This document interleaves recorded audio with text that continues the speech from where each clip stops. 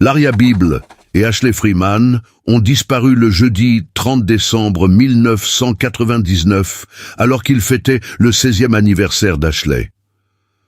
Laria avait passé la nuit chez une amie, mais cette nuit-là, la maison de la famille Freeman a pris feu, détruisant complètement le bâtiment.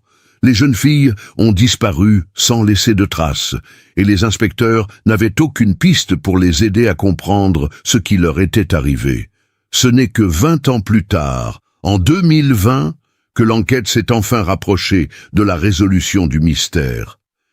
C'étaient les vacances de Noël, dans l'est de l'Oklahoma, et Laria Bible, 16 ans, passait presque tous ses jours dans la maison de campagne de la famille Freeman avec sa meilleure amie Ashley. Cependant, l'approche de son anniversaire ne rend pas Ashley heureuse et son état dépressif inquiète Laria. La situation s'est aggravée après la mort de son frère Shane Freeman, 1 an plus tôt, qui a porté un coup dur à la jeune fille. Les deux amis étaient inséparables depuis l'enfance. Leur maison était de voisines, mais en 1995, la famille Freeman a déménagé à 30 km de là, ce qui n'a pas empêché leur amitié. Laria, un peu plus âgée, avait déjà son permis de conduire et conduisait une voiture. Ashley rêvait également d'obtenir son permis et économisait de l'argent en travaillant dans un magasin, soit environ 4 000 $. Elle prévoyait de passer l'examen de l'auto-école juste après son anniversaire. Les filles aimaient passer du temps ensemble. Elles se coiffaient, allaient chez le manucure et faisaient du sport. Ashley jouait au basketball et Laria était l'une des meilleures pom-pom girls de l'école. En outre, Ashley s'intéressait à la chasse et a abattu son premier cerf à l'âge de 13 ans. Le jour de l'anniversaire d'Ashley, son humeur ne s'est pas améliorée et la soirée s'est déroulée sans grand événement. Elle, Laria et sa mère Cathy sont allées faire des courses et à leur retour, tard dans la soirée, elles ont décidé de passer la nuit chez elle. Plus tard, Jeremy Hurst, le petit ami d'Ashley, est passé, lui a offert un cadeau et est parti. Et bientôt, un incendie a changé la vie de ces familles, pour toujours. Le 31 décembre 1999, au petit matin, les pompiers d'Oklahoma City ont reçu un appel signalant un grave incendie dans la maison des Freeman. Lorraine Bible, la mère de Laria, était au travail lorsqu'elle a reçu un appel de son fils signalant l'incendie. Lorsqu'ils ont appris qu'un corps avait été retrouvé, les parents de Laria se sont précipités sur les lieux horrifiés. Lorsqu'ils sont arrivés, l'incendie avait été éteint et la police avait bouclé les lieux. Ils espèrent que leur fille est indemne, mais l'enquête n'a pas encore commencé. Le bureau du shérif local attend l'arrivée des agents du FBI. La raison de ce retard pourrait être un conflit de longue date entre la famille Freeman et le shérif au sujet de la mort de Shane. Shane Freeman avait disparu et lorsqu'il a été retrouvé, il a révélé qu'il avait été maltraité par son père. Quelques mois plus tard, le shérif l'a abattu, affirmant que Shane l'avait menacé avec une arme à feu. La famille Freeman a contesté cette affirmation, mais n'a pas eu le temps d'intenter une action en justice. La tragédie s'est produite quelques jours avant la date limite. Lorsque l'agent du FBI Steve Nattar est arrivé sur les lieux, il n'a trouvé qu'un seul corps, celui de Katie Freeman. Elle était allongée sur un lit d'eau qui a partiellement éteint l'incendie, mais ne l'a pas sauvée. Les policiers ont continué à fouiller les décombres à la recherche d'autres corps, mais n'ont trouvé personne d'autre. Les parents de Laria espéraient que les filles s'étaient échappées à temps, mais le FBI n'a pas entamé de recherche et n'a même pas inspecté les environs de la maison. Le père de Laria, Jay Bible, a alors organisé une équipe de recherche composée de gardes-chasse locaux, mais ils n'ont rien trouvé. L'agent Nattar a rapporté plus tard que des blessures par balle avaient été trouvées sur le corps de Katie, ce qui avait causé sa mort avant le début de l'incendie. Cela indique que ce qui s'est passé n'était pas un accident.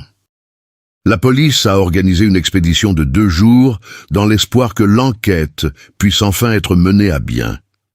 Pour la première fois depuis longtemps, la famille Biebel était convaincue que l'enquête avançait dans la bonne direction. L'optimisme était de mise au début des recherches, les policiers ayant à leur disposition des chiens de recherche, mais au fur et à mesure qu'ils s'enfonçaient dans les profondeurs, leurs espoirs commençaient à s'évanouir. Les mines de Galing disposent d'un réseau complexe de tunnels et tout ce qui touche le fond n'y reste pas longtemps, mais est emporté par le courant. Grâce à la photographie sous-marine, les chercheurs ont pu voir parmi les débris même une lame de bulldozer, mais aucune trace des jeunes filles. Malgré le témoignage détaillé de Jones et le professionnalisme de l'équipe de recherche, leurs efforts sont restés vains. Plus tard, lorsqu'il est devenu évident qu'aucune preuve ne pouvait être trouvée, le prisonnier est revenu sur ses aveux. Les enquêteurs ont comparé la période de la disparition des filles avec le récit de l'auteur et ont commencé à douter de son implication. Jones aurait-il pu commettre le crime, étant donné qu'il a été appréhendé à seulement 15 km du domicile de la famille Freeman? L'arrestation de Jeremy Jones a eu lieu à 4 heures du matin, alors qu'il affirme avoir mis le feu à la maison et être parti avec les otages à 3 heures du matin. Il a fallu 1 heure à l'agent spécial Nataro pour retracer son itinéraire. Jones aurait-il pu se rendre à la mine, se débarrasser des filles, revenir, effacer ses traces et se faire arrêter pour trouble à l'ordre public? L'agent Nataro a admis que la partie la plus difficile de son travail était de priver les parents de leurs derniers espoirs de dire au revoir à leurs filles.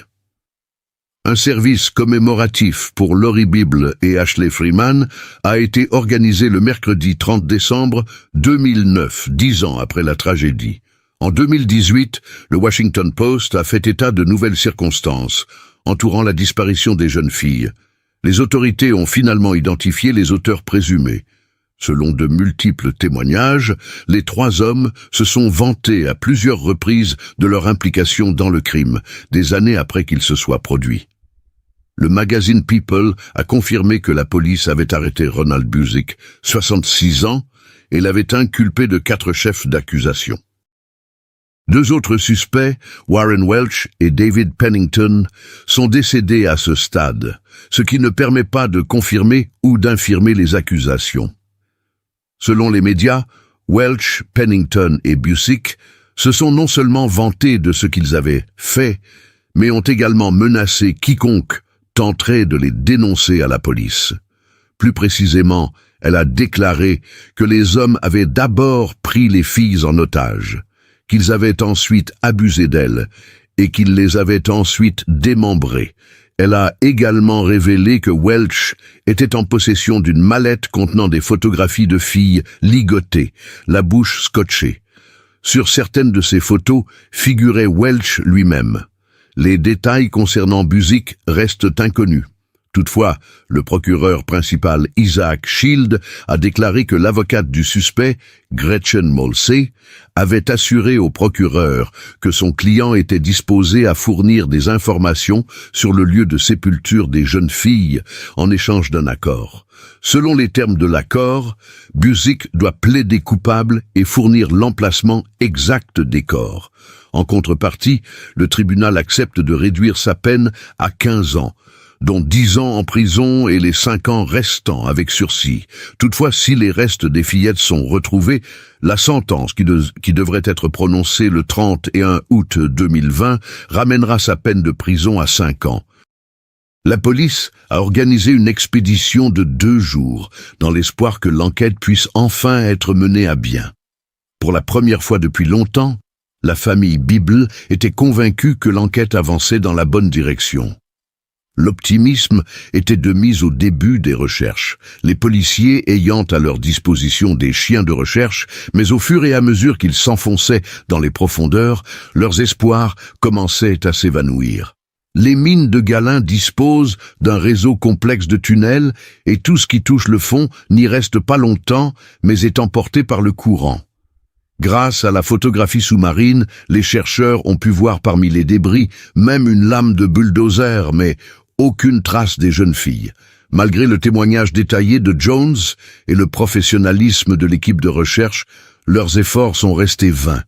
Plus tard, lorsqu'il est devenu évident qu'aucune preuve ne pouvait être trouvée, le prisonnier est revenu sur ses aveux. Les enquêteurs ont comparé la période de la disparition des filles avec le récit de l'auteur et ont commencé à douter de son implication. Jones aurait-il pu commettre le crime, étant donné qu'il a été appréhendé à seulement 15 kilomètres du domicile de la famille Freeman? L'arrestation de Jeremy Jones a eu lieu à 4 heures du matin, alors qu'il affirme avoir mis le feu à la maison et être parti avec les otages à 3 heures du matin. Il a fallu 1 heure à l'agent spécial Nataro pour retracer son itinéraire. Jones aurait-il pu se rendre à la mine, se débarrasser des filles, revenir, effacer ses traces et se faire arrêter pour trouble à l'ordre public? L'agent Nataro a admis que la partie la plus difficile de son travail était de priver les parents de leurs derniers espoirs de dire au revoir à leurs filles. Un service commémoratif pour Lori Bible et Ashley Freeman a été organisé le mercredi 30 décembre 2009, 10 ans après la tragédie. En 2018, le Washington Post a fait état de nouvelles circonstances entourant la disparition des jeunes filles. Les autorités ont finalement identifié les auteurs présumés. Selon de multiples témoignages, les 3 hommes se sont vantés à plusieurs reprises de leur implication dans le crime, des années après qu'il se soit produit. Le magazine People a confirmé que la police avait arrêté Ronald Busick, 66 ans, et l'avait inculpé de 4 chefs d'accusation. 2 autres suspects, Warren Welch et David Pennington, sont décédés à ce stade, ce qui ne permet pas de confirmer ou d'infirmer les accusations. Selon les médias, Welch, Pennington et Busick se sont non seulement vantés de ce qu'ils avaient fait, mais ont également menacé quiconque tenterait de les dénoncer à la police. Les enquêteurs ont enregistré les déclarations de témoins qui ont affirmé que le mobile du crime était les dettes de Danny Freeman, liées à des activités illégales. Le témoin, appelé T.O. dans les documents, a déclaré qu'elle vivait avec Welch depuis un certain temps et qu'elle avait entendu leur conversation. Elle a notamment déclaré que les hommes avaient d'abord pris les filles en otage, puis les avaient maltraitées avant de les éventrer. Elle a également décrit la possession par Welch d'une mallette contenant des photographies de filles ligotées, la bouche scotchée. Sur certaines de ces photos figurait Welch lui-même. Les détails concernant Busick restent inconnus. Toutefois, le procureur principal Isaac Shield a déclaré que l'avocate du suspect, Gretchen Molsey, avait assuré au procureur que son client était disposé à fournir des informations sur le lieu de sépulture des jeunes filles en échange d'un accord. Selon les termes de l'accord, Busick doit plaider coupable et fournir l'emplacement exact des corps. En contrepartie, le tribunal accepte de réduire sa peine à 15 ans, dont 10 ans en prison et les 5 ans restants avec sursis. Toutefois, si les restes des fillettes sont retrouvés, la sentence, qui devrait être prononcée le 31 août 2020, ramènera sa peine de prison à 5 ans. L'affaire des personnes disparues de Lori Bible et Ashley Freeman a connu de nombreuses années de fausses pistes, d'espoirs déçus et d'enquêtes compliquées. Malgré les efforts des enquêteurs, des équipes de recherche et des journalistes, la vérité est restée cachée pendant des années. Cependant, grâce à la persistance des proches qui n'ont jamais cessé de se battre pour la justice, l'affaire a connu un nouveau développement. Un jour, Bobby Jamison, 40 ans, Sherilyn, sa femme depuis 40 ans, et Madison, leur fille de 6 ans, se retrouvent dans la voiture pour inspecter un terrain qu'ils ont l'intention d'acheter. Cependant, leur projet n'était pas destiné à se réaliser. Bientôt, toute la famille disparaît sans laisser de traces. Sur le lieu de leur disparition, la police n'a trouvé que des indices étranges et des mystères qui devenaient de plus en plus confus à chaque nouvel indice. L'un de ces indices est une voiture abandonnée, à côté de laquelle on trouve un sac d'argent et la dernière photo de Madison. Où était passée la famille Jamison et que lui était-il arrivé? Bobby et Sherilyn se sont rencontrés en 2002 et, peu après, en août 2003, Sherilyn est tombée enceinte de Madison.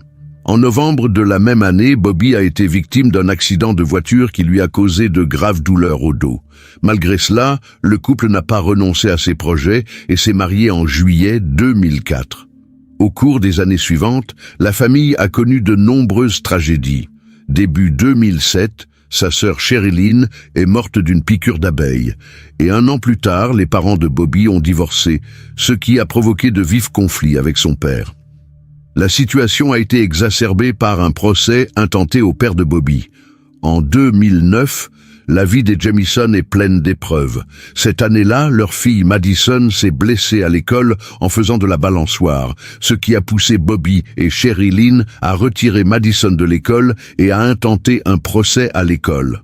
De plus, en 2009, Sherilyn était déprimée et son fils a remarqué qu'elle agissait bizarrement.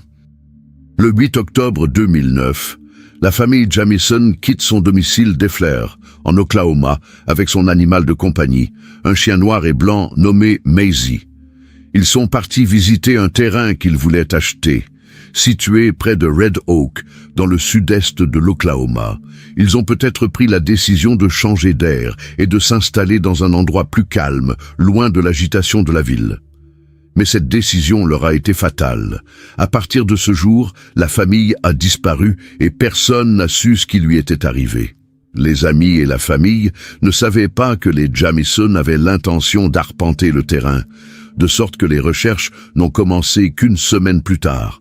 Le 17 octobre, plus de 300 bénévoles et des dizaines d'agents des forces de l'ordre ont pris part aux recherches. Ils ont mené des opérations aériennes et terrestres, cherchant dans la zone des indices susceptibles de faire la lumière sur la disparition de la famille. 9 jours plus tard, le 17 octobre, des chasseurs locaux sont tombés sur une camionnette abandonnée, garée sur le site d'un puits désaffecté. Par les fenêtres, ils ont vu qu'à l'intérieur du véhicule se trouvaient des affaires et un petit chien noir et blanc qui semblait extrêmement émacié. Les chasseurs ont appelé la police. À leur arrivée, les policiers ont immédiatement commencé à secourir le chien, qui avait manifestement passé plusieurs jours dans le véhicule sans eau ni nourriture. La température de l'air a peut-être sauvé l'animal de la déshydratation. La voiture a été retrouvée à environ 1 heure de la propriété que la famille avait l'intention d'acheter. Les portes étaient verrouillées et les clés étaient sur le contact. Parmi les objets curieux trouvés dans la voiture, il y avait un portefeuille, le sac à main de Sherilyn, une caméra vidéo, un GPS et des vêtements. Des téléphones portables se trouvaient également à l'intérieur, ce qui pourrait indiquer que la famille n'avait pas l'intention de laisser la voiture longtemps. Mais le plus choquant, c'est qu'un sac de banque scellé contenant de l'argent a été retrouvé sous le siège du conducteur. À l'intérieur se trouvaient des piles de billets de $100 pour un total de $32 000, une somme impressionnante pour une famille officiellement au chômage et en invalidité. Certains ont émis l'hypothèse que l'argent provenait d'activités illégales, mais ces théories n'ont pas convaincu les proches de Bobby et Sherilyn. Il est peu probable qu'ils aiment emmener leur petite fille avec eux s'ils faisaient quelque chose d'illégal. La police a d'abord pensé qu'il s'agissait d'un carjacking ou d'un vol. Cependant, l'étrange position de la voiture sur la route et les traces de pneus qui y conduisaient ne permettaient pas de tirer des conclusions définitives. Le plus déconcertant, c'est que rien de valeur n'a été dérobé dans la voiture et que les sacs d'argent sont restés intacts. En outre, des bombes de peinture, souvent utilisées par les artistes de rue, ont été trouvées. On a rapidement appris qu'une vieille camionnette Ford, 250 986 rouillée, trouvée à côté de la voiture des Jamison, portait des inscriptions dans la même peinture que les bombes de peinture trouvées dans le sac. Ces inscriptions, qui comprennent des phrases sur Dieu, ont vraisemblablement été faites par Sherilyn. En reprenant l'enquête, on a découvert que le jour de la disparition, la famille Jamison était allée se promener au pied des montagnes de San Bois, où elle avait rencontré l'assistant du propriétaire. Peu après, ils ont laissé leurs affaires dans le véhicule et ont poursuivi leur route en se guidant à l'aide du GPS. La famille s'est éloignée d'une centaine de mètres de la voiture et a gravi une petite colline où elle a pris une dernière photo de Madison. La photo montre la jeune fille debout à côté de quelques rochers, croisant les bras et regardant au loin. Elle avait l'air pensif et de nombreuses personnes ont remarqué qu'elle ne souriait pas, mais qu'elle avait l'air effrayée. La photo est rapidement devenue virale dans les médias et a soulevé de nombreuses questions. Qu'est-il arrivé à la famille Jamison? Pourquoi ont-ils disparu et quels secrets cachent leurs derniers pas? La réponse à ces questions reste inconnue à ce jour. Le mystère de la disparition de la famille Jamison, octobre 2009. La famille Jamison, Bobby, 40 ans, sa femme Sherilyn et leur fille Madison, 6 ans, disparaît sans laisser de traces, ne laissant derrière elle qu'une chaîne d'indices mystérieux. Ils sont partis visiter un terrain qu'ils avaient l'intention d'acheter, mais ne sont jamais revenus. Quelques jours plus tard, leur voiture est retrouvée vide dans un bois, avec à l'intérieur des affaires, de l'argent et un chien décharné. Mais où sont les Jamison eux-mêmes? Les recherches commencent. La disparition de la famille a suscité un tollé général. Les habitants d'Oklahoma City ont rassemblé 16 hélicoptères de la police et 3 drones pour les opérations de recherche. Une équipe de secours est arrivée sur les lieux et des chiens de recherche ont repéré une piste menant à un réservoir d'eau abandonné.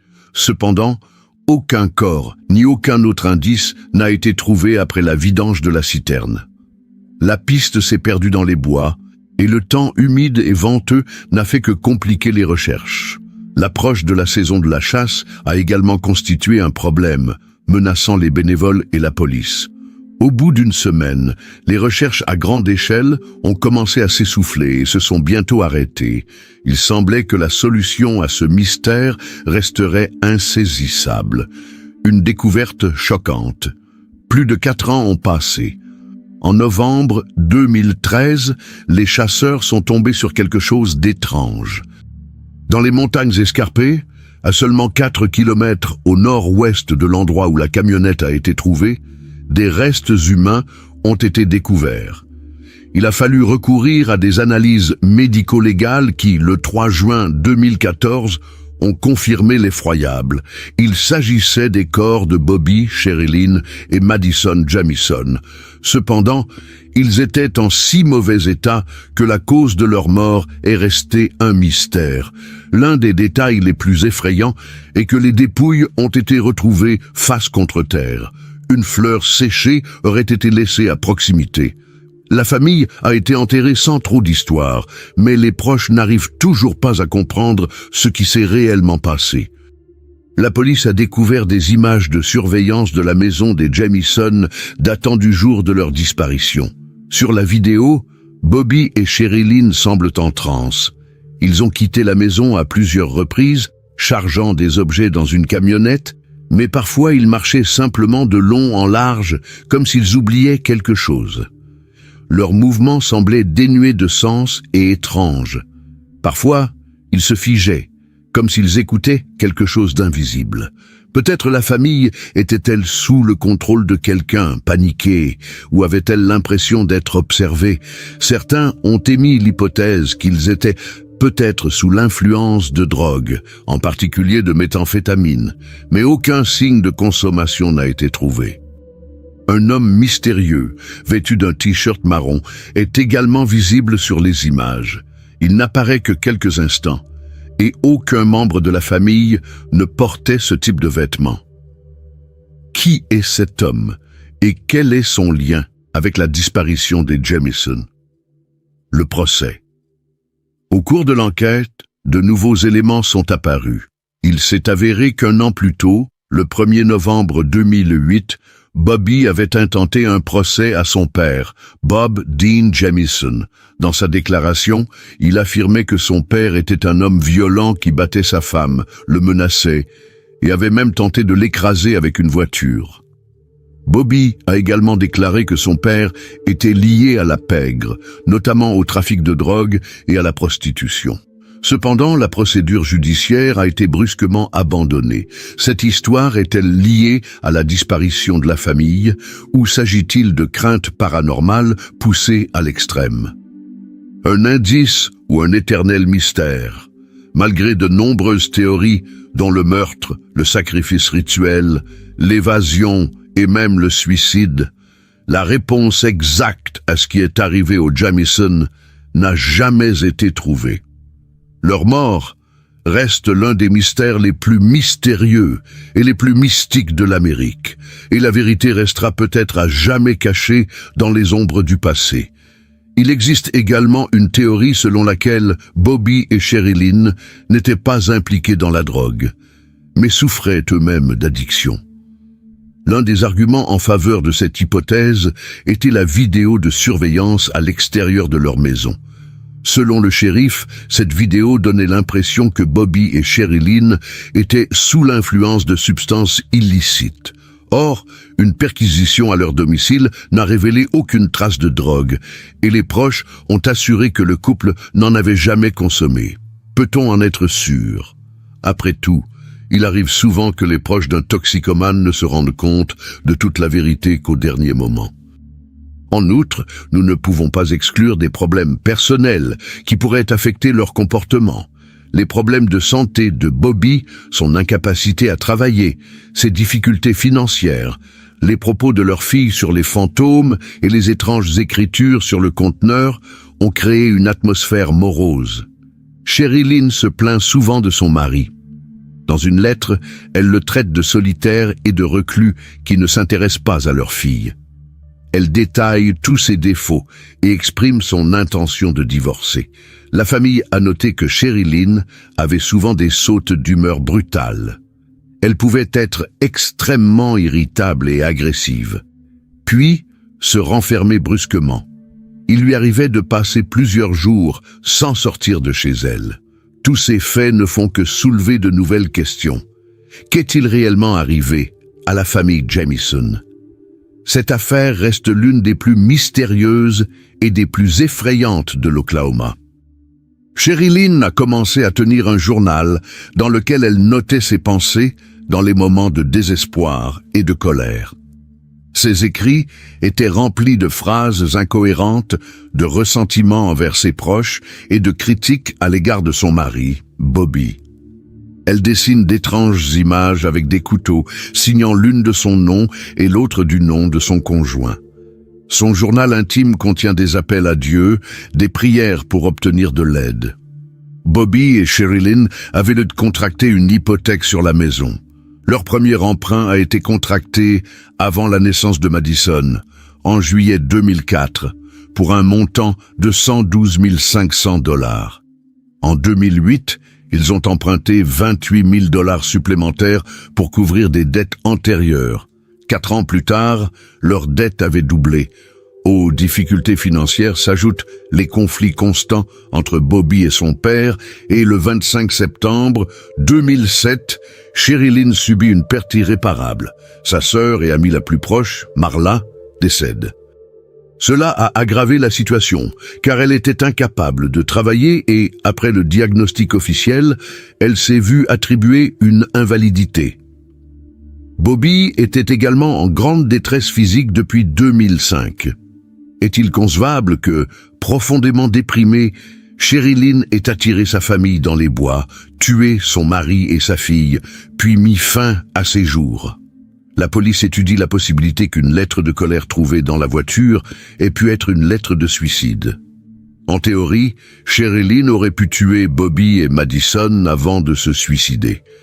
Cette théorie est étayée par le fait que Sherilyn avait un pistolet qu'elle gardait habituellement dans la voiture. Cependant, l'arme n'a jamais été retrouvée. Il est possible que quelqu'un l'ait ramassée bien avant la découverte des corps et qu'il s'en soit débarrassé après avoir appris l'existence de l'enquête. Mais si Sherilyn s'est suicidée, comment l'arme s'est-elle retrouvée ailleurs? Ou bien a-t-elle choisi une autre méthode de suicide, par exemple l'empoisonnement? Le fait que Sherilyn et Madison ne présentent aucune blessure par balle plaide également en faveur de cette théorie. Les experts ont finalement conclu que le trou dans le crâne de Bobby n'était pas dû à une blessure par balle. En 2010, après la diffusion de l'émission Disappeared de la chaîne Investigation Discovery, Nikki Sheldon, une amie de Sherilyn, reçoit un étrange appel téléphonique. Une femme étrange lui a dit qu'elle avait été membre d'un groupe prônant la suprématie de la race blanche. Elle a vu une liste de noms de personnes avec lesquelles les membres du groupe étaient en conflit. Bobby et Sherilyn en faisaient partie. Selon elle, elle a surpris une conversation qui parlait de la famille Jamison et qui laissait entendre qu'on allait s'occuper d'eux. Cette conversation mentionnait également la bague de fiançailles de Bobby, dont seules quelques personnes connaissaient de l'existence. S'agit-il d'une preuve que la famille a été victime d'un attentat? Ce que l'on sait, c'est que Sherilyn était en conflit avec une connaissance, Kenneth Bellows, qui les aidait à s'occuper de la maison. Après avoir appris qu'elle était d'origine amérindienne, il a exprimé des opinions racistes et a même proféré des menaces. Craignant pour la sécurité de sa fille, Sherilyn a pointé une arme sur lui, après quoi il a quitté la maison. La police a ensuite enquêté sur lui en tant que suspect potentiel, mais il avait un alibi en béton. Il se trouvait à des centaines de kilomètres de là, au moment de la disparition de la famille. Mais peut-être que la solution à cette tragédie n'est pas du tout liée au crime. Supposons que la famille Jamison se soit rendue seule au milieu de nulle part. Ils sont probablement sortis de la voiture pour explorer la région ou se dégourdir les jambes. Cependant, quelque chose a mal tourné, peut-être se sont-ils perdus. Ils ont peut-être essayé de retrouver leur chemin, mais se sont retrouvés trop loin de la voiture. Cependant, des questions subsistent. Pourquoi Bobby, avec ses problèmes de dos, a-t-il marché sur une si longue distance? Pourquoi ont-ils tous été retrouvés face contre terre? En général, les personnes qui meurent d'hypothermie se retrouvent dans d'autres positions. Une autre possibilité est la panique. La paranoïa du couple a peut-être atteint un point critique.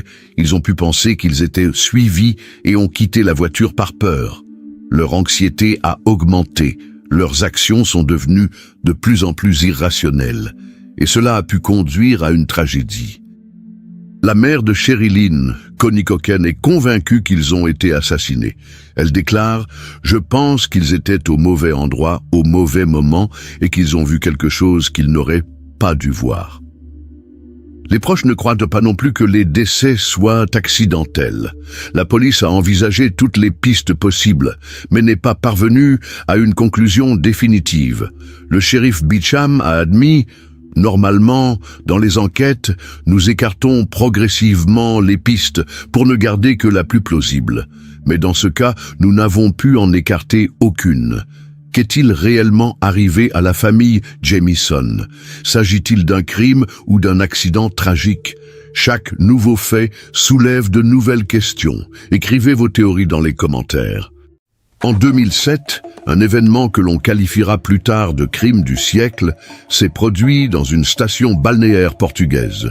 Une fillette anglaise de 3 ans a disparu sans laisser de traces de sa chambre d'hôtel, ce qui a donné lieu à l'enquête la plus coûteuse de l'histoire britannique.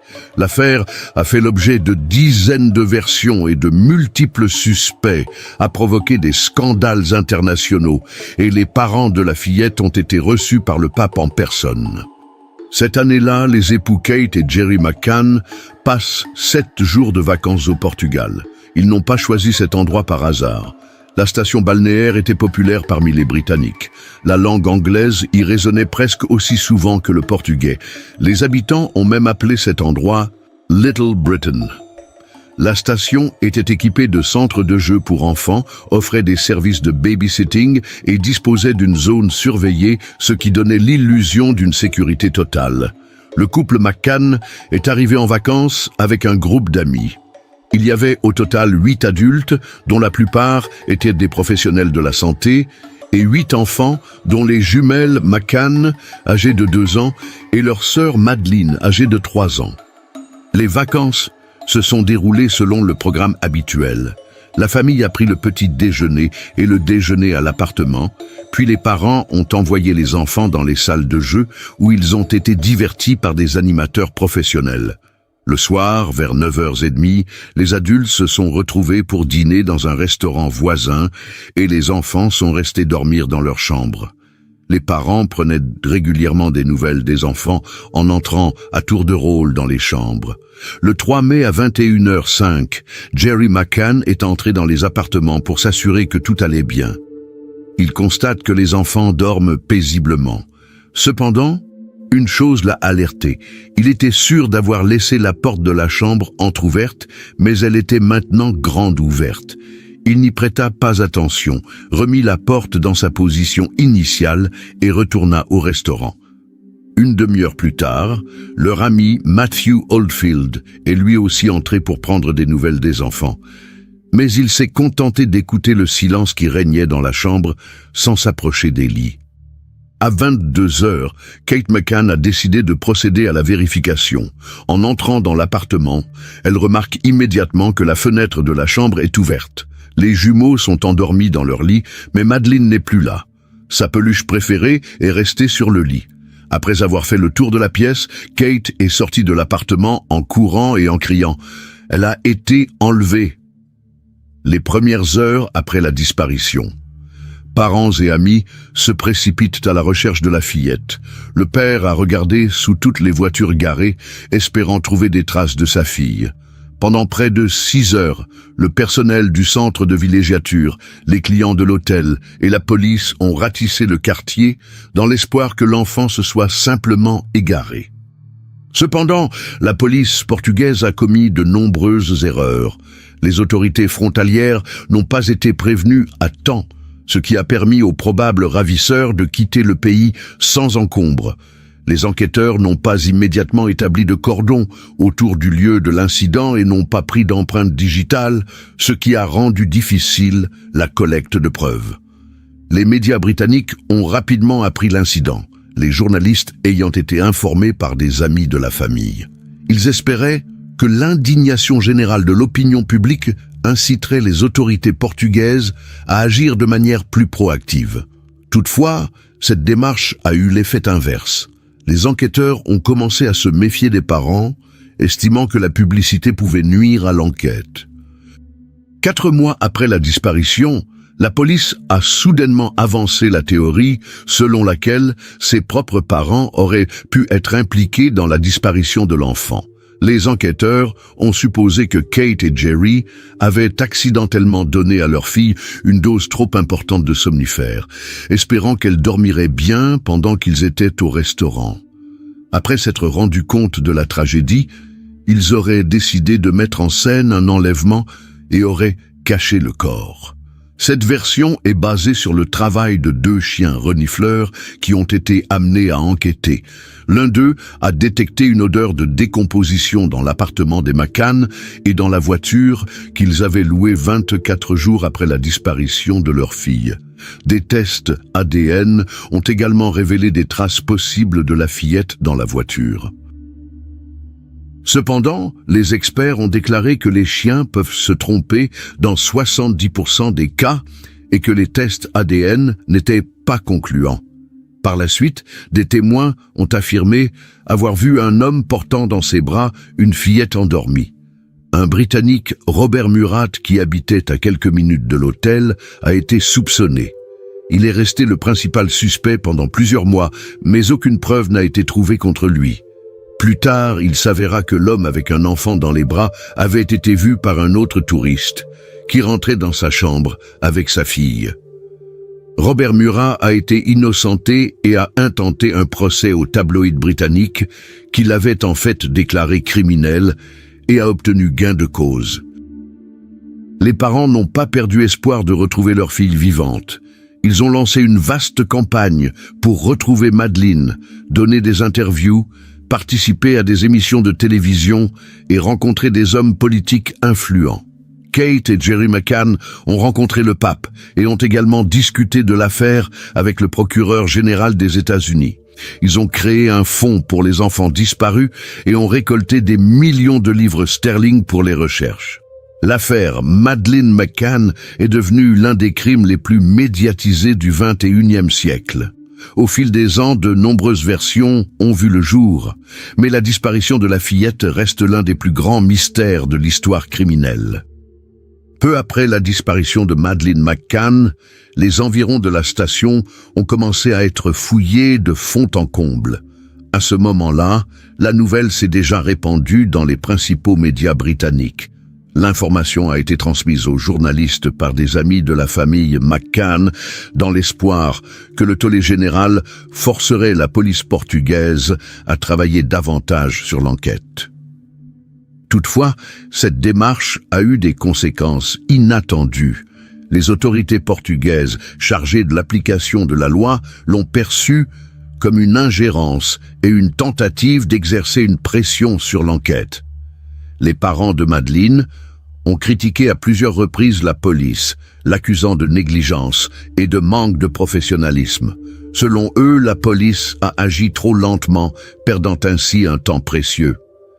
Ces accusations ont peut-être joué un rôle dans le fait que, 4 mois après la disparition de la fillette, Kate et Gerry McCann sont eux-mêmes devenus les principaux suspects dans cette affaire.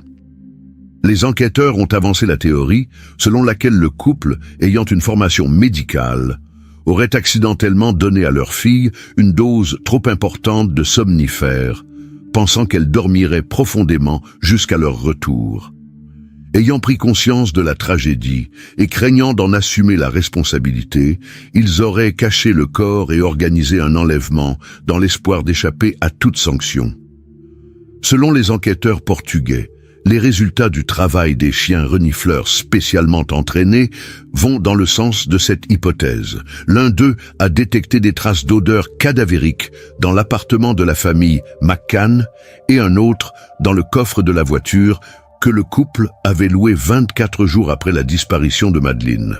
En outre, des analyses d'échantillons de cheveux et de tissus trouvés dans la voiture ont révélé la présence possible de l'ADN de la fillette. Cependant, cette version n'a jamais trouvé de preuves convaincantes. Les experts ont noté que les chiens d'assistance réagissent dans 70% des cas à des odeurs erronées et que l'analyse de l'ADN était inexacte. En conséquence, les charges contre les parents ont été abandonnées, mais les résidus de ces soupçons sont restés et l'affaire McCann est devenue encore plus complexe et compliquée. Parallèlement, la police étudie d'autres versions des faits. Bientôt, des témoins affirment avoir vu, le jour de la disparition de Madeleine, un homme portant dans ses bras une fillette endormie. Le premier suspect est un Britannique de 30 ans, Robert Murat, qui vit à 3 minutes à pied de l'hôtel, dans la maison de sa mère. Il est devenu le centre de l'affaire pendant un certain temps. Il a été interrogé. Sa maison a été fouillée et des liens possibles avec la disparition de la jeune fille ont été vérifiés. En fin de compte, la police n'a trouvé aucune preuve contre lui. La disparition de Madeleine McCann a déjà été annoncée par les principaux médias britanniques. La nouvelle a été transmise aux journalistes par des amis de la famille McCann, dans l'espoir que l'indignation du public obligerait la police portugaise à agir plus rapidement et de manière plus professionnelle. Toutefois, cette démarche a eu un effet inattendu. Les autorités chargées de l'enquête ont commencé à traiter les parents avec partialité, craignant que la publicité n'entrave l'enquête et ne réduise les chances d'élucider l'affaire. La situation s'envenime. Kate et Gerry McCann critiquent ouvertement le travail de la police portugaise, l'accusant de négligence et de manque de professionnalisme. C'est peut-être ce qui explique que 4 mois après la disparition de Madeleine, l'enquête avance une nouvelle version choquante. Les soupçons se portent sur les parents de la fillette eux-mêmes. Selon la police, Kate et Gerry, tous deux médecins, auraient accidentellement tué leur fille en lui administrant une trop forte dose de somnifères pour qu'elle dorme tranquillement pendant leur absence. Ayant réalisé ce qui s'était passé, les parents auraient tenté de dissimuler le crime en organisant un enlèvement. Cette hypothèse s'appuie sur les résultats du travail des chiens d'assistance spéciale. 2 chiens renifleurs entraînés travaillaient dans l'appartement des McCann. L'un d'eux a détecté l'odeur de la rigidité cadavérique et l'autre des traces de sang. Cependant, La trace la plus inattendue a été trouvée dans la voiture que le couple avait louée 24 jours après la disparition de leur fille. Des traces biologiques ont été trouvées à l'intérieur de la voiture, ce qui a éveillé les soupçons des enquêteurs. D'autres tests en laboratoire ont révélé la présence d'un ADN similaire à celui de Madeleine. Malgré cela, les experts médico-légaux n'ont pas été en mesure de confirmer que les échantillons retrouvés appartenaient incontestablement à la fillette. De plus, dans 70% des cas, les chiens d'assistance auraient pu confondre d'autres odeurs avec celles du cadavre. En conséquence, les accusations portées contre le couple McCann n'ont jamais été formellement retenues. Entre-temps, des témoins ont affirmé avoir vu, la nuit de la disparition de la fillette, un homme portant dans ses bras un enfant endormi. Les soupçons se sont portés sur le Britannique Robert Murat, âgé de 30 ans, qui vivait à proximité, à 3 minutes à pied, des appartements des McCann. Pendant des mois, il est resté le principal suspect, mais la police n'a pu trouver aucune preuve solide contre lui. Plus tard, l'enquête a pris une tournure inattendue. Un autre touriste a affirmé qu'il était revenu à l'hôtel le soir même avec sa propre fille. Après d'autres vérifications, il s'est avéré que c'était lui que les témoins avaient pris pour le kidnappeur présumé. Finalement, Robert Murat a été totalement acquitté et plus tard, il a même demandé un dédommagement important aux tabloïds britanniques qui l'ont pratiquement déclaré criminel. Malgré toutes ces difficultés, les parents de Madeleine n'ont pas perdu espoir.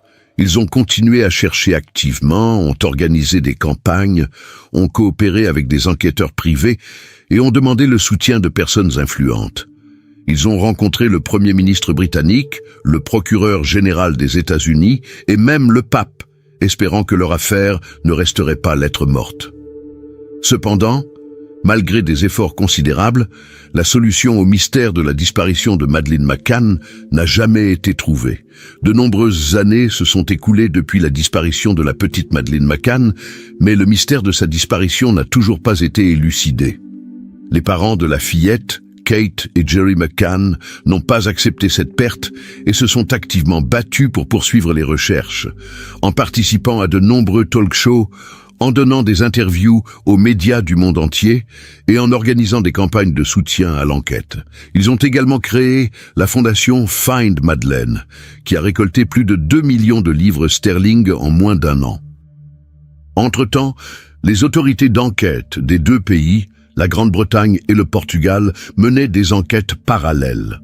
Malgré un examen minutieux des preuves et de nombreux interrogatoires, très peu de pistes ont été trouvées. En 2008, la police portugaise a officiellement classé l'affaire, faute d'avoir découvert des preuves décisives ou d'avoir retrouvé l'auteur de l'attentat. Cependant, en 2011, la ministre britannique de l'Intérieur, Theresa May, a ordonné une nouvelle enquête baptisée Opération Grange. Les meilleurs détectives britanniques ont été invités à travailler sur cette affaire complexe dans l'espoir de résoudre le mystère de la disparition de Madeleine McCann. Des fonds considérables ont été alloués à l'enquête et une équipe de spécialistes a mené des dizaines d'enquêtes au Portugal et au Royaume-Uni. L'inspecteur principal Andy Redwood, qui a dirigé l'opération Grange, est convaincu qu'il existe encore une chance de retrouver la jeune fille vivante. Au cours de son travail, il a vérifié tous les suspects possibles. Des personnes condamnées pour des crimes commis sur des enfants, des employés du restaurant et du complexe touristique, ainsi que des vacanciers de la station. Cependant, aucune de ces versions n'a jamais été confirmée. Au fil des ans, la police a traité des centaines de déclarations de personnes qui auraient vu Madeleine dans différentes parties du monde. La plupart de ces déclarations provenaient des États-Unis, du Royaume-Uni, de la Suisse, du Mexique et de Singapour. Plus d'une centaine de ces témoignages ont été vérifiés, mais soit les informations les concernant sont classées, soit elles n'ont pas été confirmées. Bien que la version de l'implication des parents dans la disparition de la jeune fille ait été démentie à plusieurs reprises, elle a continué à être exprimée dans les médias. Elle a longtemps été défendue par Gonçalo Amaral, qui a mené l'enquête initiale pour le compte de la police portugaise. En 2008, il a publié un livre suivi d'un documentaire intitulé « La vérité sur les mensonges », dans lequel il affirmait que les parents avaient simulé l'enlèvement pour dissimuler le meurtre de leur fille. Il affirme que son travail est basé sur des preuves officielles, mais la famille McCann qualifie le livre de « absurde et faux ». Malgré cela, l'ouvrage est devenu un best-seller et a rapporté à l'auteur et à l'éditeur plus d'1 million de dollars selon certaines estimations. Après la sortie du livre, Amaral a donné de nombreuses interviews et a continué à accuser les parents de Madeleine, affirmant que son corps était toujours caché dans le quartier de Praia da Luz. Plus tard, il a même suggéré que la jeune fille aurait pu être incinérée dans une église proche du lieu de sa disparition. Outre cette théorie, d'autres ont été envisagées. Une théorie suggère que la fillette a été enlevée par une famille aisée, mais les enquêteurs ont considéré cette hypothèse comme douteuse. La fillette a disparu seulement 9 jours avant le départ. Et à cet âge, l'enfant a un bon souvenir de ses proches, et il est donc peu probable qu'il accepte sereinement ses nouveaux parents. La version d'un enlèvement accidentel lors d'un cambriolage a également été évoquée. Selon cette théorie, les intrus auraient pu rencontrer l'enfant à l'improviste et, craignant d'être démasqués, l'auraient emmené avec eux. Mais cette hypothèse est également discutable. Si les voleurs avaient vraiment peur, pourquoi auraient-ils emmené l'enfant? Il est d'autant plus difficile de croire qu'ils ont eu peur d'être identifiés par un petit enfant qui les a vus dans une pièce sombre. Certains journalistes ont émis l'hypothèse que Madeleine aurait pu quitter l'appartement de son propre chef à la recherche de ses parents et être victime d'un enlèvement. Cette version s'appuyait sur le fait que les volets des fenêtres, selon la police, étaient fermés de l'intérieur et qu'il n'y avait aucune trace d'effraction sur ces fenêtres ou sur la porte d'entrée. Cela pourrait signifier que personne de l'extérieur n'était entré dans la maison et que la jeune fille était sortie seule. Cependant, cette version est également discutable. Dans ce cas, elle aurait dû ouvrir la porte d'entrée, ce qui est difficile pour un enfant de 3 ans. En 2020, les enquêteurs allemands font une annonce sensationnelle. Le principal suspect est Christian Bruckner, déjà condamné pour attouchement. Selon eux, la veille de la disparition de Madeleine, il aurait confié à une connaissance qu'il avait un travail terrible à accomplir. Il est apparu par la suite que Bruckner avait discuté de l'enlèvement de Madeleine avec d'autres détenus. Les forces de l'ordre ont commencé à enquêter sur son implication possible en fouillant ses affaires. Un bunker secret souterrain a été découvert dans l'un d'entre eux. Les preuves trouvées n'ont pas été rendues publiques, mais l'enquête a suggéré que ce n'était pas la première fois que l'homme commettait ce délit. Au moment de sa libération, Bruckner était déjà en prison pour un autre délit. Il a été interrogé mais est resté silencieux. Les enquêteurs pensent qu'il est responsable de la disparition de la jeune fille, mais il n'y a pas encore de preuves définitives. Malgré tous les efforts de la police et du public, le mystère de la disparition de Madeleine McCann reste entier. Les parents espèrent toujours que leur fille est en vie. Chaque année, le jour de son anniversaire, sa mère achète des cadeaux, croyant qu'un jour, Madeleine reviendra à la maison. Cette histoire monstrueuse ne laissera personne indifférent. Une jeune fille de 14 ans a quitté son domicile pour aller se promener et a disparu sans laisser de traces. Il a fallu plus d'1 mois pour la retrouver. L'enquête a été la plus importante depuis 9 ans, grâce à des centaines de policiers impliqués dans les recherches et à l'analyse de nombreux enregistrements de vidéosurveillance. Le mystère qui a ébranlé la Grande-Bretagne a été résolu, mais la vérité est bien plus déroutante et choquante qu'on ne le pensait. Qu'est-il arrivé à Alice Gross? Alice Gross est née le 14 février 2000 à Londres, le jour le plus romantique de l'année, la Saint-Valentin. Elle a grandi dans une famille complète et aimante, avec sa sœur aînée Nina. Dès sa plus tendre enfance, la jeune fille fait preuve de créativité. Elle aimait dessiner, jouer du piano et du violon, et plus tard a commencé à composer de grandes chansons et à les interpréter en s'accompagnant elle-même. Ces textes étaient remplis d'émotions profondes, ce qui n'est pas habituel à un si jeune âge.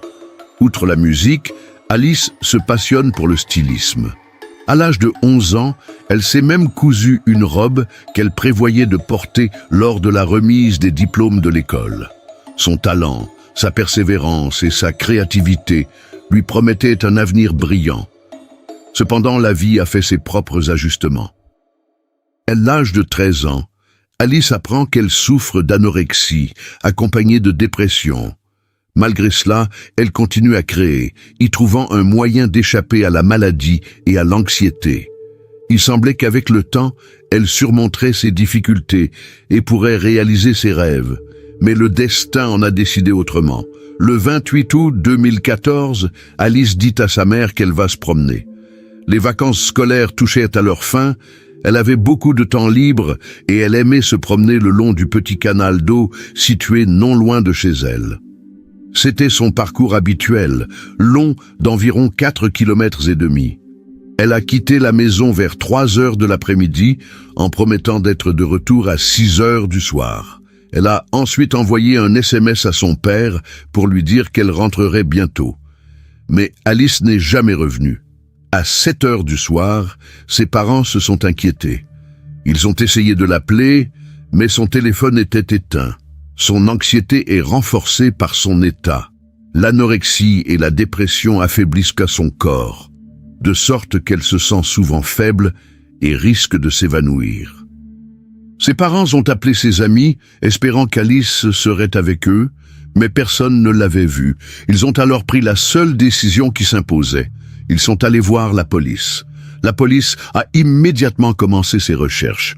Tout d'abord, les agents ont examiné l'itinéraire sur lequel la jeune fille avait l'habitude de marcher.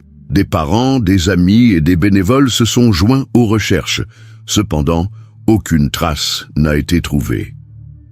Les enquêteurs ont pu reconstituer le parcours d'Alice grâce aux témoignages et aux caméras de vidéosurveillance. La première caméra l'a filmée peu après avoir quitté la maison. Elle a ensuite été aperçue dans la région de Brentford, le long du canal. La dernière fois qu'elle a été filmée, c'était à proximité de la maison, près du pont Trumpers Way. Cependant, après cela, la piste de la jeune fille s'est arrêtée. Les médias ont immédiatement annoncé sa disparition et la police a rapidement reçu des appels de témoins oculaires. Mais aucun d'entre eux n'a permis de résoudre le mystère. D'après les images des caméras, la jeune fille a disparu sur le chemin du retour, après avoir parcouru la plus grande partie du trajet. Que lui est-il arrivé? Cela fait 3 jours. La police a continué d'analyser les images de vidéosurveillance et d'enquêter dans les parcs, les places et les coins isolés des environs. Les patrouilles ont interrogé les habitants du quartier dans l'espoir d'obtenir des pistes. Le 1er septembre, les proches d'Alice ont enregistré un message vidéo dans lequel ils la supplient de rentrer à la maison. Ils ont également lancé un appel à toute personne susceptible d'avoir des informations à communiquer à la police. À l'époque, les enquêteurs envisagent plusieurs versions de ce qui s'est passé. La première version, la plus effrayante, était celle de l'enlèvement. Bien qu'Alice ait emprunté des rues très fréquentées, il y avait de nombreux coins isolés où elle aurait pu être attaquée. Londres a un passé d'enlèvement, même dans des quartiers très fréquentés, sans parler des banlieues. La deuxième théorie est qu'elle s'est enfuie de chez elle. Les parents d'Alice n'ont pas exclu la possibilité qu'une dépression l'ait poussée à agir de la sorte. Cependant, pour la police, cette option semble peu probable. La jeune fille n'avait que 14 ans. Elle n'avait pas d'argent, pas de vêtements de rechange, pas de plan pour se cacher. Il y avait une autre idée encore plus terrifiante, le suicide. Peut-être la jeune fille, incapable de faire face à ses démons intérieurs, avait-elle décidé de se suicider. Mais si elle l'avait fait, son corps aurait probablement été retrouvé à l'heure qu'il est. Chaque jour, le cas d'Alice Gross retient davantage l'attention. Le 3 septembre, l'enquête est confiée à la Special Branch de Scotland Yard qui s'occupe habituellement des meurtres. Cela signifie que la probabilité d'une issue heureuse s'amenuise rapidement. Les recherches massives organisées par Scotland Yard ont pris de l'ampleur. Des centaines de bénévoles se sont immédiatement mobilisés. Les personnes émues par l'appel bouleversant des parents et de la sœur d'Alice sont descendues dans la rue pour passer au peigne fin la zone où elle aurait pu disparaître. De tôt le matin à tard le soir, les volontaires ont exploré tous les coins, espérant trouver le moindre indice. Dès le lendemain, les inspecteurs annoncent la découverte d'un premier indice majeur. Non loin de la maison d'Alice, on a retrouvé son sac à dos et à côté, les bottes que la jeune fille portait ce jour-là. Cette découverte a choqué tout le monde. Les enquêteurs se sont rendus compte qu'il était peu probable qu'une jeune fille de 14 ans enlève volontairement ses chaussures, les laisse avec son sac à dos et poursuive son chemin pieds nus. D'autant plus qu'elle n'avait pas de chaussures de rechange. Tout indique qu'il s'est passé quelque chose de terrible ici. La situation se complique de plus en plus. Les inspecteurs décident de diffuser toutes les images de vidéosurveillance d'Alice. Ils espéraient que cela attirerait l'attention du public et que quelqu'un se souviendrait peut-être de détails importants qui aideraient à résoudre le mystère de sa disparition. Mais la police s'est rendue compte que le temps jouait contre elle. Si la jeune fille a bien été victime d'un enlèvement, les chances de la retrouver vivante s'amenuisent de minute en minute. Bientôt, les recherches ont mobilisé des forces supplémentaires. Plus de 600 employés de différents services se sont joints à l'enquête. Il s'agit de la plus grande opération de recherche d'une personne disparue au Royaume-Uni depuis 2005. La police a vérifié toutes les versions possibles. L'hypothèse la plus probable est celle de l'enlèvement, mais compte tenu de l'état psychologique d'Alice, l'hypothèse du suicide n'est pas exclue. D'autres versions font état d'un accident. La jeune fille serait tombée à l'eau ou se serait égarée. Afin de réduire la zone de recherche, les enquêteurs ont demandé à l'opérateur de téléphonie mobile des données sur la dernière localisation du téléphone d'Alice. La réponse est sans appel. Au moment où elle a envoyé le message à son père, son appareil ne se trouvait qu'à quelques dizaines de mètres de l'endroit où le sac à dos a été retrouvé. Cela confirme que c'est bien à cet endroit qu'il lui est arrivé quelque chose. Scotland Yard a décidé d'inspecter la zone avec une extrême prudence. Chaque mètre de terre et d'eau a été vérifié à la main. Des plongeurs ont sondé le fond du canal et des policiers ont cherché des indices dans les bâtiments abandonnés, les buissons et même les collecteurs d'eau pluviale. 2 jours après la découverte du sac à dos, une annonce surprise a été faite. La police avait arrêté un homme de 25 ans soupçonné d'être impliqué dans la disparition d'Alice. Le lendemain, un autre homme a été arrêté. Cependant, les 2 suspects ont été rapidement relâchés. L'enquête n'a pas permis de trouver des preuves suffisantes de leur implication. Une autre semaine s'est écoulée. Malgré tous ces efforts, la police ne progresse pas.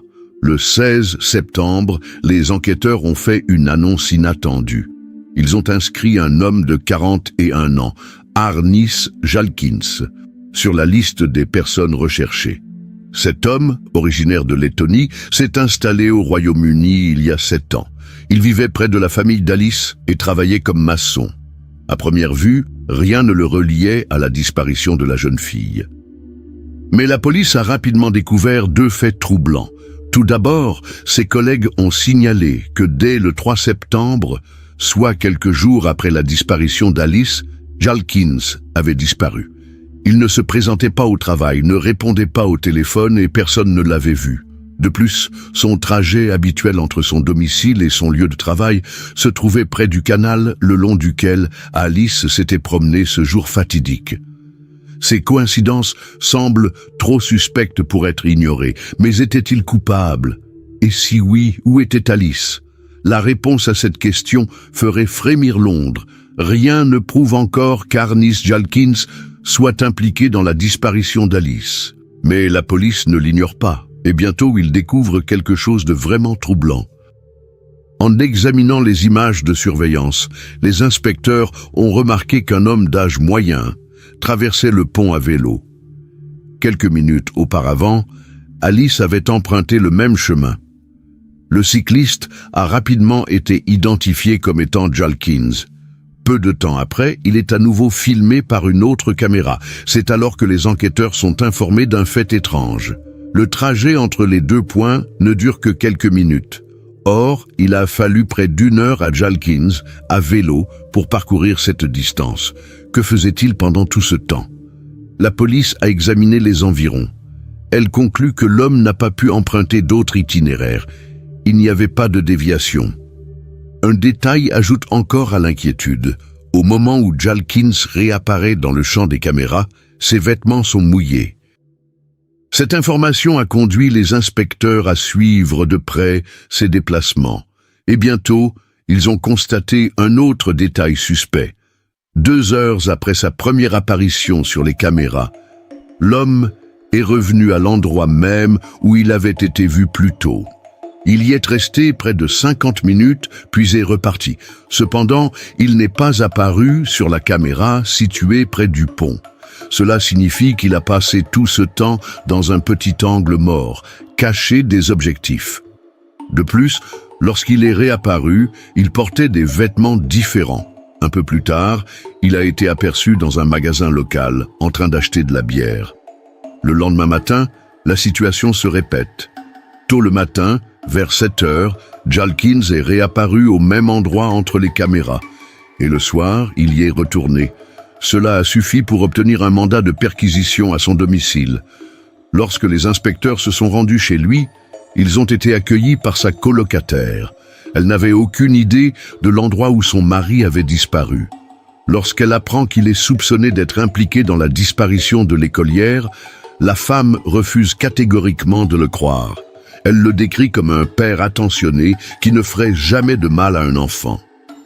Mais lorsque Scotland Yard a commencé à creuser plus profondément, ils sont tombés sur un fait macabre, un passé auquel on ne peut échapper. Il s'est avéré qu'Arnis Jalkins avait un casier judiciaire bien rempli. En 1998, alors qu'il se trouvait en Lettonie, il a commis un meurtre de sang-froid. Sa victime était sa propre femme.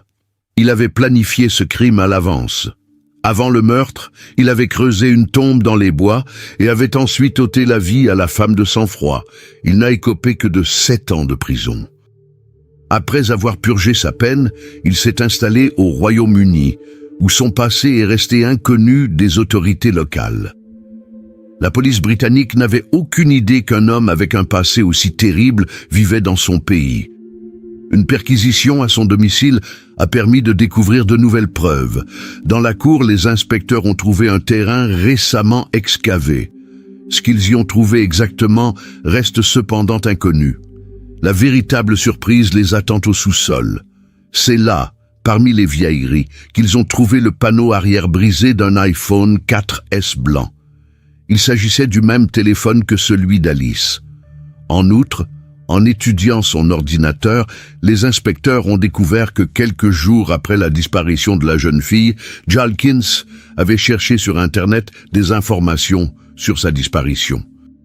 Cela a suffi à l'inscrire sur une liste internationale de personnes recherchées.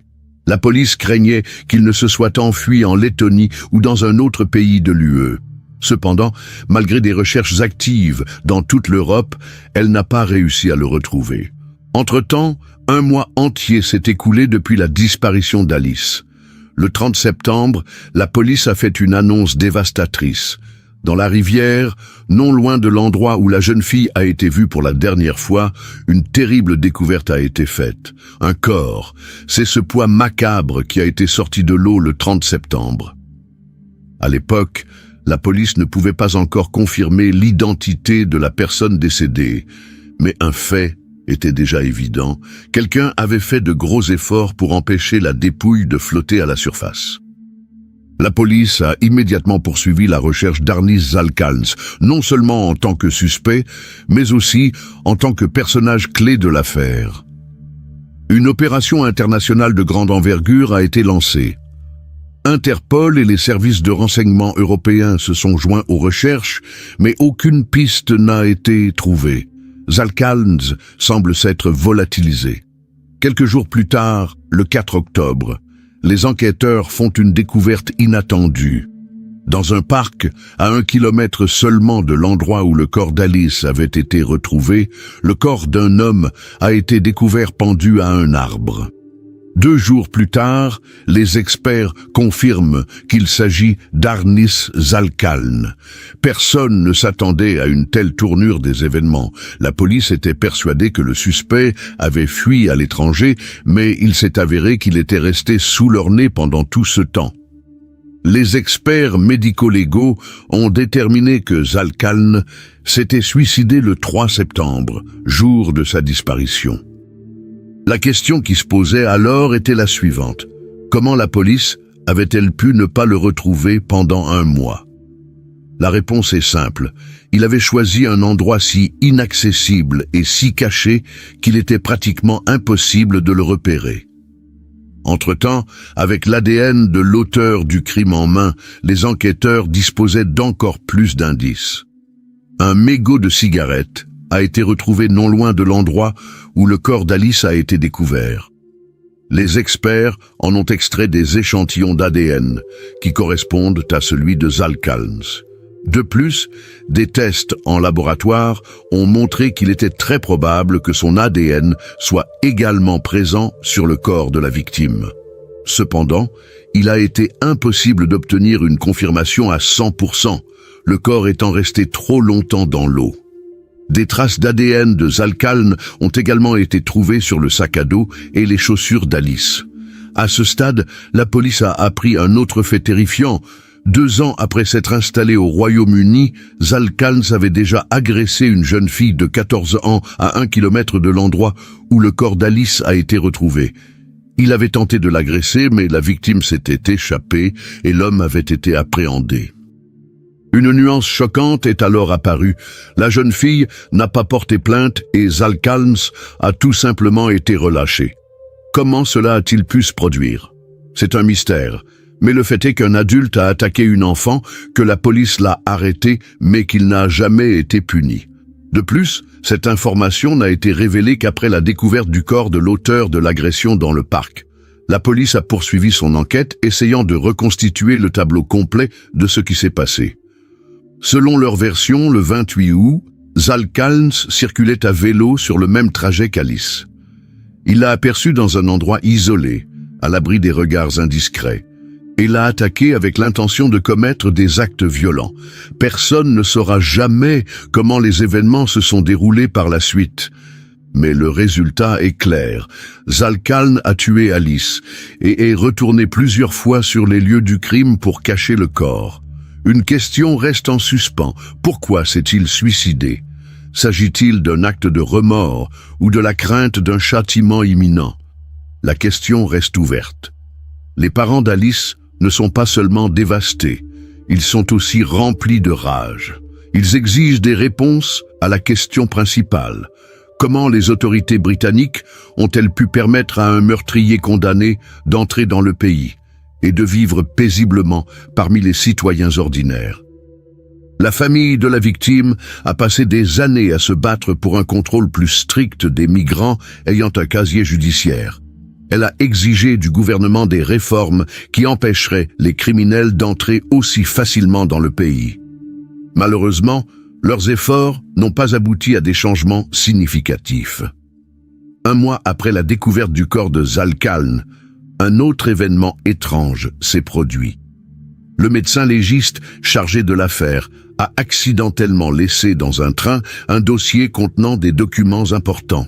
À l'intérieur se trouvaient 30 pages contenant des détails de l'enquête, y compris des données médicales et des informations inédites. Le dossier n'a jamais été retrouvé. Le public et les médias ont soulevé une vague de critiques à l'encontre de la police. Les parents d'Alice sont scandalisés par la négligence de l'enquête, mais les autorités ne peuvent rien faire. Cependant, le procès de Zalkaln n'a jamais eu lieu. Les enquêteurs ont déclaré que s'il était vivant, ils auraient eu suffisamment de preuves pour porter l'affaire devant les tribunaux. Mais le problème était que toutes les preuves étaient circonstancielles. Cela signifie que même avec toutes les preuves, il y avait toujours une chance, même infime, que Zalkaln s'en tire.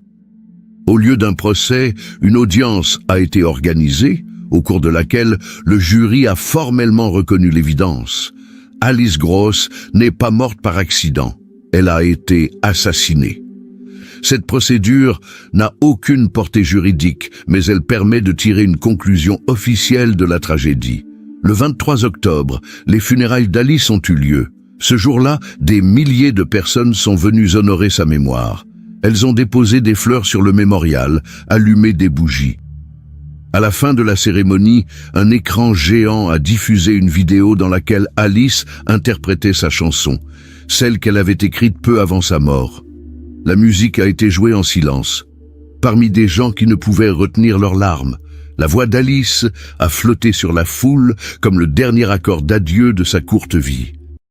Malgré tous les efforts déployés par la société pour assurer la sécurité, les femmes restent la catégorie la plus vulnérable, en particulier dans les situations où l'auteur d'un crime cherche une victime sans défense.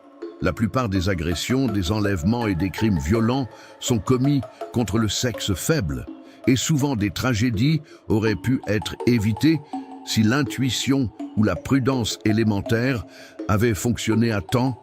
Un écouteur au lieu de deux, un coup d'œil rapide par-dessus l'épaule, l'attention portée aux détails.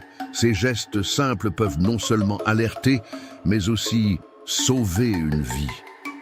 L'histoire dont nous allons parler s'est déroulée au printemps 2010, en Californie. Une jeune femme du nom d'Erin Orcade, âgée de 25 ans, a déjà traversé beaucoup d'épreuves. Mère célibataire, elle sortait d'un mariage raté et était à la recherche d'un nouvel amour et d'une nouvelle stabilité. Le samedi 3 avril, Erin travaille comme serveuse dans un bar-restaurant situé dans un grand centre commercial, Ontario Mills Mall, près de San Bernardino. C'était un service tranquille. Il y avait peu de clients et peu après midi, elle a été autorisée à rentrer chez elle plus tôt que d'habitude. C'était une agréable surprise de pouvoir passer plus de temps avec son jeune fils. Sans se douter du danger imminent, elle a quitté l'établissement et s'est dirigée vers son véhicule utilitaire sport sur le parking. En s'approchant du véhicule, elle appuie 2 fois sur le bouton du porte-clés pour déverrouiller les portes. À ce moment-là, tout a changé. 2 hommes sortent de l'ombre. L'un d'eux, sans perdre une seconde, a sauté sur le siège passager et a pointé une arme sur elle. L'autre est resté à l'extérieur, le sourire aux lèvres. Erin se figea, mais on lui ordonna de se mettre au volant. Abasourdie, incapable de crier, elle s'exécute. Alors qu'Erin s'éloignait, l'homme armé observait attentivement chacun de ses mouvements. L'autre homme est resté dans le parking et a ri pendant un long moment alors que la voiture s'éloignait. Ils ont traversé la ville sans destination précise et le ravisseur semblait chercher un endroit où se cacher. Au bout d'un moment, il leur ordonna de se garer sur le parking d'un restaurant. À la grande surprise d'Erin, l'endroit lui semblait familier. Elle y était souvent venue avec son fils et ses amis. L'espace d'une seconde, la femme a repris espoir. Et si quelqu'un reconnaissait sa voiture, remarquait quelque chose d'anormal. Mais cela ne s'est pas produit. L'auteur de l'agression lui a demandé de se rendre au fond du parking, derrière le restaurant, près des poubelles, là où il n'y avait pas de caméra de surveillance. Là, il lui a ordonné de s'installer sur la banquette arrière, à côté du siège enfant. Erin s'est exécutée en silence, espérant que sa docilité lui permettrait de rester en vie. Elle l'a supplié de la laisser partir, lui a offert de l'argent, une voiture, l'a supplié de ne pas lui faire de mal. Mais ses larmes n'ont fait qu'accroître la colère de l'intrus. Il lui enfonça brutalement le canon de son arme dans la bouche, menaçant de la tuer si elle ne se taisait pas. Il l'a ensuite forcée à se déshabiller. La tentative de viol a échoué, ce qui a provoqué une nouvelle explosion de rage. Il a commencé à la battre, sans pitié, sur son visage, sur son ventre. Il l'a étouffée, essayant encore et encore de la soumettre à la peur et à la douleur. Les vitres de la voiture étaient teintées afin qu'aucun passant ne puisse voir ce qui se passait à l'intérieur. Erin réalise alors qu'elle est prise au piège. Ici, dans un parking désert, cet homme pouvait lui faire tout ce qu'il voulait. L'agonie a duré plus d'1 heure. L'agresseur a essayé de la violer encore et encore, en la battant, en l'humiliant, en la photographiant sans vêtements. Il l'a forcée à sourire sur les photos, sous la menace d'une arme. Ces photos, il les envoyait immédiatement à quelqu'un. Ses commentaires étaient moqueurs, ce qui aggravait encore la situation.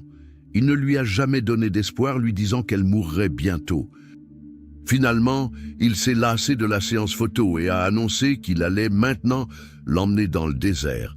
La femme a compris que c'était la fin. C'est alors que le téléphone a sonné. L'auteur de l'attentat était distrait, nerveux, il commettait des erreurs. Il a jeté l'arme sur le plancher du siège avant, puis a activé les serrures pour enfants, pensant à tort qu'il contrôlait la situation. Erin, qui avait surveillé ses moindres faits et gestes, se rendit compte qu'il s'agissait d'une chance. Elle savait qu'un côté de la sécurité enfant était activé et que l'autre ne l'était pas, car c'était le côté où son fils s'asseyait habituellement. Elle a tiré la poignée et la porte a cédé. L'instant d'après, Erin se précipitait hors de la voiture. Elle courait à toutes jambes. La douleur, la peur, le sang sur son visage, tout cela s'est effacé devant son instinct de survie. Elle a agité les bras, crié, appelé à l'aide. Et elle a été entendue. Le propriétaire d'un fast-food voisin avait remarqué depuis longtemps le comportement étrange du SUV. Il avait été alerté par le fait que la voiture était garée dans un recoin depuis longtemps. Il observait la scène, et lorsqu'il a vu une femme courir en pleurant, il est immédiatement allé à sa rencontre, l'a emmenée à l'intérieur, l'a cachée derrière le comptoir et a appelé la police. Lorsque la police est arrivée, la voiture d'Erin était toujours garée sur le parking. L'auteur du crime s'était enfui à pied. La voiture était fermée à clé. Une fouille à l'intérieur a permis de trouver une arme. Elle portait un autocollant de service avec un numéro sur la poignée. Il s'agissait d'une arme de service, celle du détective Anthony Orban. Il a été rapidement identifié. Un deuxième homme a été appréhendé avec lui, le gardien de prison Jeffrey Jellington. Tous deux ont été identifiés par Erin. Le choc de ce qui s'est passé est double. Les ravisseurs se sont avérés être des représentants de la loi. Ils ont tenté de nier leur culpabilité. Anthony a affirmé que l'arme lui avait été volée et que la victime s'était trompée. Jeffrey a prétendu qu'il n'avait rien à voir avec l'affaire, mais les preuves sont irréfutables. ADN, empreintes digitales, photographies, messages téléphoniques dans lesquels Orban décrit ce qui se passe, et photos du corps torturé d'Erin qu'il a envoyé à un ami. Il s'est avéré par la suite que les deux hommes avaient bu et pris des drogues depuis le matin. Orban, en colère contre les femmes à cause du divorce, a proposé à son ami d'aller chasser. Pour eux, tout ce qui se passait était amusant, mais cet amusement s'est transformé en un crime odieux. Erin a dû vivre l'enfer, 72 minutes de torture, de terreur et de lutte pour la vie. Et s'il n'y avait pas eu la sonnerie du téléphone, s'il n'y avait pas eu la serrure de l'enfant, s'il n'y avait pas eu l'observation d'un témoin au hasard, cela aurait pu se terminer différemment, mais elle a survécu. Elle a témoigné. Et elle a veillé à ce que les auteurs soient traduits en justice. Malgré le traumatisme physique et émotionnel, elle a trouvé la force de se battre. Pour la justice, pour elle-même, pour son fils. L'histoire d'Erin n'est pas seulement celle d'un crime odieux. C'est une histoire de courage, d'instinct de survie, d'accidents qui se transforment en salut, et de l'importance de ne jamais perdre espoir, parce que même dans les moments les plus sombres, il peut y avoir de la lumière. Ils partent à la recherche de leur prochaine victime, saisis par l'excitation et l'anticipation de l'atrocité. Se promenant de nuit dans la ville, les agresseurs ont cherché le moment opportun jusqu'à ce qu'ils aperçoivent enfin une jeune femme quittant son travail. Erin, inconsciente du danger, se dirigeait vers sa voiture en traversant un parking désert. Personne autour d'elle, pas une seule âme pour lui venir en aide. Les circonstances étaient idéales pour les criminels. Les deux hommes, Anthony Orban et son complice Jeffrey Jelinek, n'ont pas perdu de temps pour se précipiter sur leur victime. En quelques instants, ils réalisent l'enlèvement. Jeffrey a affirmé par la suite qu'il n'avait fait qu'observer les actions de son compagnon sans y participer directement. Cependant, les enquêteurs sont persuadés que son rôle est bien plus important. Sans lui, le crime n'aurait pas pu avoir lieu.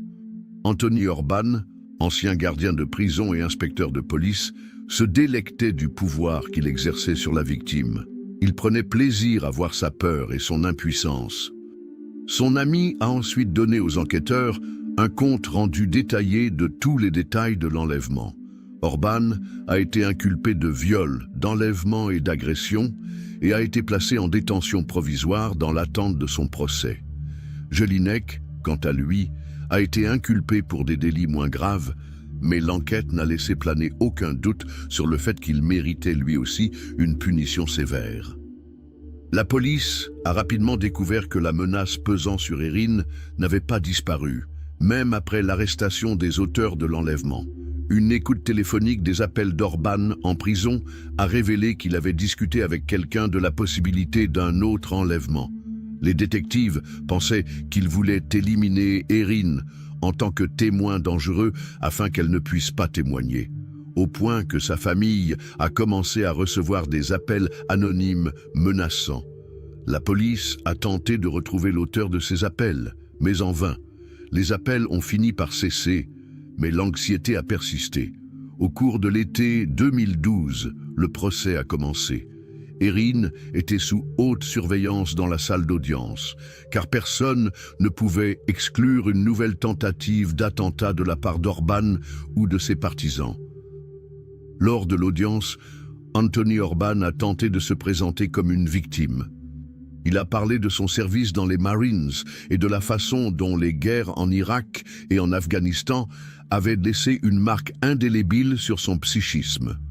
Il a affirmé qu'il souffrait d'un syndrome de stress post-traumatique et que les antidépresseurs qui lui avaient été prescrits, combinés à l'alcool, avaient provoqué son comportement criminel.